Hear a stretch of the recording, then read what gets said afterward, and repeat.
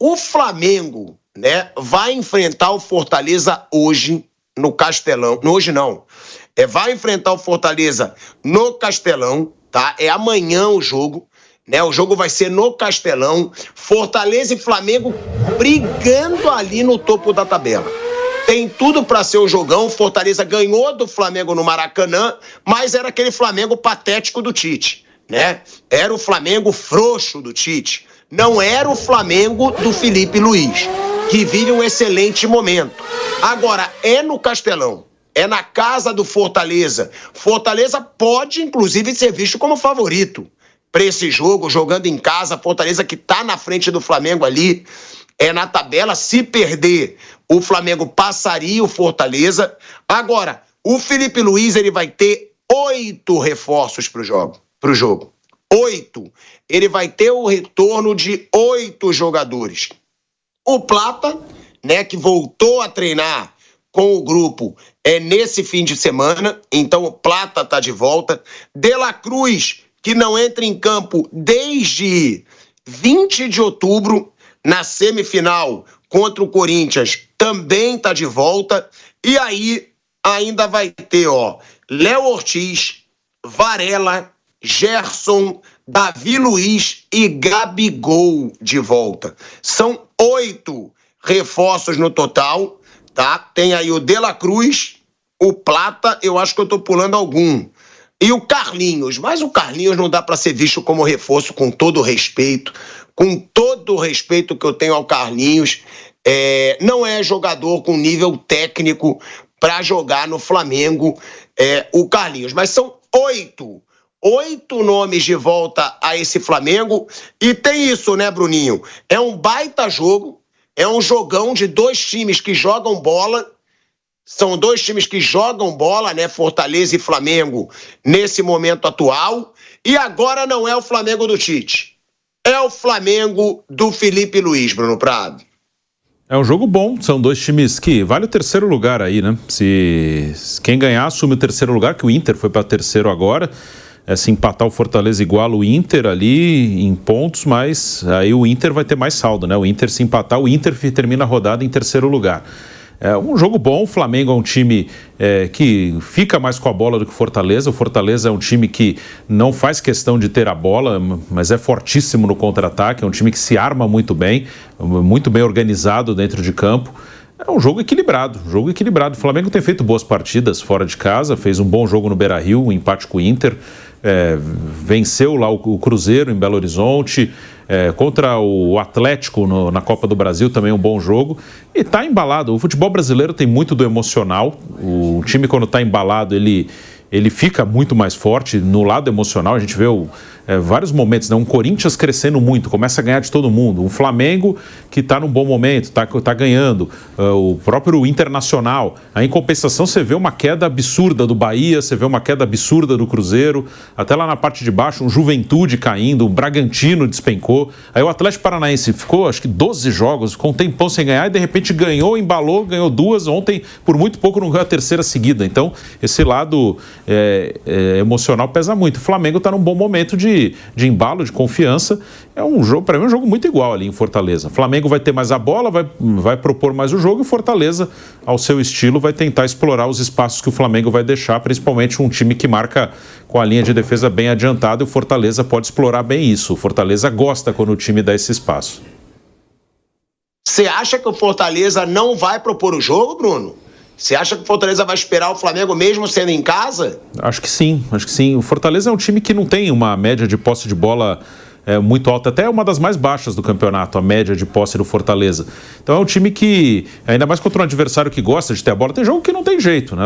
Você vai jogar, o Atlético Goianiense vai jogar lá, entrega a bola pro Fortaleza e defende. Aí ele vai ter que ficar com a bola um tempão e vai ter que arrumar espaço. Mas contra um time que gosta da bola, o Flamengo é um time que quer ter a bola, quer roubar a bola, inclusive, muito rápido. Não é nem um time que troca muito passe. O Flamengo, quando rouba, ele tenta chegar mais rápido no gol. Até mais rápido. O time do Tite até trocava mais passes. Esse time do Felipe Luiz, ele é até mais direto. Provavelmente a média de posse de bola do Flamengo com o Tite deve ser maior que a do Felipe. O time do Felipe é um time que rouba e com menos toques chega no gol. Mas o Flamengo vai ficar mais com a bola e o Fortaleza vai esperar. O Fortaleza não faz muita questão de ter a bola, não. Eu tava até vendo os nomes aqui, mas eu acho que de reforço mesmo desse Flamengo, Flávio Prado, vai ser Gerson, Léo Ortiz e o próprio Plata, porque o Plata chegou bem. Os outros não estão mostrando um belo futebol nesse Flamengo, não.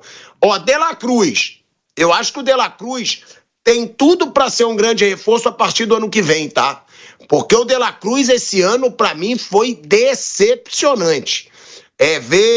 Teve muitas lesões, pode ser que com uma boa pré-temporada ele volte a ser o De La Cruz do River, que ele nunca foi no Flamengo. Nunca foi no Flamengo. De La Cruz, desde que chegou no Flamengo, só se machucou ou jogou mal. Então eu não acho um grande reforço. Nem sei se seria titular no meu Flamengo hoje, diante do que eu tô vendo o Flamengo jogar. Aí a gente tem o Carlinhos. Gente, o Carlinhos não é um baita reforço. O Gabigol, que já tá pensando no Cruzeiro, é o que ele vai fazer no ano que vem, e não mais tanto no Flamengo. Tenho até medo de contaminar o clima. Varela, gente. Varela. Olha o que o Wesley tá jogando. Como que o Varela pode ser visto como reforço? Então tem isso, né? São reforços ali para elenco. Mas quase nenhum deles, tirando aí o Léo Ortiz e o Gerson, para mim, seriam titulares hoje do Flamengo. O De La Cruz, por nome, seria. Mas pelo futebolzinho que tá jogando, não, Flávio Prado.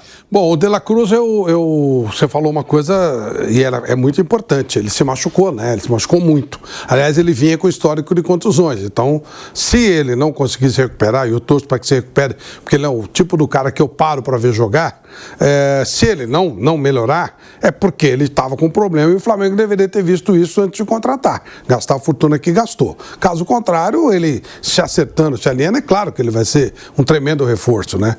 É só ver, por exemplo, sem comparar um e outro, mas situações muito parecidas.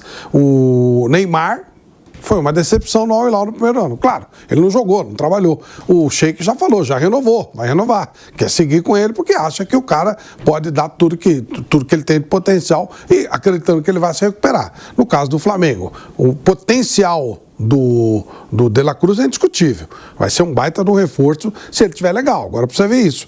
Quanto aos outros, eu acho que o Flamengo ganha um grande reforço com as ideias do Felipe Luiz, né? Ele vai ter um sistema de jogo que favorece até os jogadores médios a crescerem. Acho que esse foi o grande reforço. Um time ofensivo, um time agressivo, e aí até aquele jogador mais ou menos cresce de produção. Acho que isso o Flamengo vai ter que aproveitar bem a partir do ano que vem. Né? Porque são reforços que o Flamengo vai ter aí, 8 reforços. Vendo aqui a tabela, tá? Do Campeonato Brasileiro. Tem gente que diz, matematicamente ainda dá. Flamengo tem 62 pontos. Um jogo a menos, tá? Do que os líderes aí do campeonato, Palmeiras e Botafogo. Se o Flamengo ganha do Fortaleza, ele vai para 65 pontos. Ele teria que tirar 5 pontos de Palmeiras e Botafogo em 3 rodadas. Eu acho quase impossível. Eu não digo impossível porque matematicamente não é impossível. Já o Fortaleza, aí sim teria mais chance de título. Porque se o Fortaleza ganha do Flamengo, ele vai a 67. 67 pontos. Ele fica a 3 de Palmeiras e Botafogo. Ou seja, pode brigar ali de igual para igual com Palmeiras e Botafogo, o Fortaleza. A gente vai para um break na Rádio Jovem Pan. Seguimos no YouTube.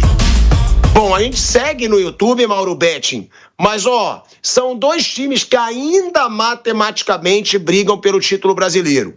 Agora, o Fortaleza pouco se fala. Eu vou até perguntar para você e para o Bruninho geralmente sabe, se o Fortaleza fica a 3 pontos e ele empata depois num determinado momento com Palmeiras e Botafogo, ele passa ou ele fica atrás por número de vitórias ou por saldo de gols? E Mauro Betting, os 2 ainda têm chances de título brasileiro, na tua opinião?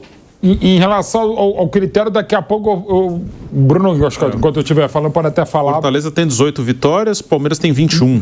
Não tem Botafogo jeito, 20. Acho que não tem. Então já era. Não dá nem com empate. As chances não dá, tem que passar, né? São muito pequenas pro Fortaleza e pro Fortaleza tá com 64, Palmeiras e Botafogo agora com 70, né? O Flamengo com 62, né? Claro que eles têm no momento um jogo a menos que Palmeiras e Botafogo, por óbvio.